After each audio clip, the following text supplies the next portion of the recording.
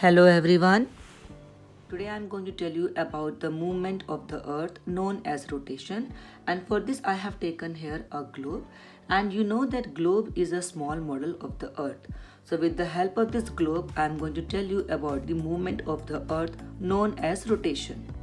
Before telling you about the rotation, I would like to tell you about the some terms. Now you can see here it is a globe, and this point and this point, this is known as the North Pole and this is known as the South Pole.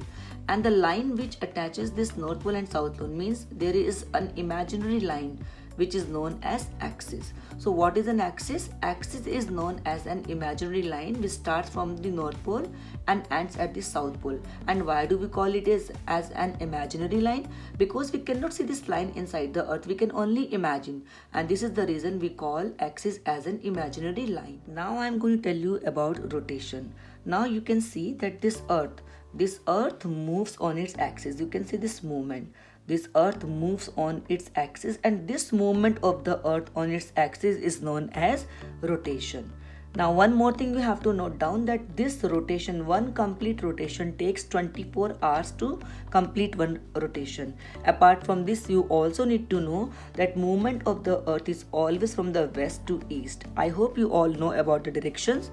The top is always known as the north, down is always known as the south, and this side we have east and this side we have west. So movement of the earth is always from the west to east. Now what does this rotation cause actually? This rotation, this movement of the earth, rotation on axis, it causes actually day and night. For this I am going to tell you or going to show you a small experiment where you can see how day and night causes with the help of the movement of the earth known as rotation. Now you can see that I have taken a source of light, and you can see this part of the earth which is getting the sunlight, it is having daytime, and the part which is at the back or the opposite of this part is not getting any ray of light. So here we are having night, but you know that the earth rotates, so you can see this movement is slow, and now this part which was getting the sunlight earlier is now getting no light. But you have to notice one more thing, that now this part which is directly get the sunlight is having complete daytime, means noon is here, and here you can see this side and this side there are partial light of the sun, means only few light or few rays are reaching. So this side we can have morning, then afternoon, and then evening, and then night.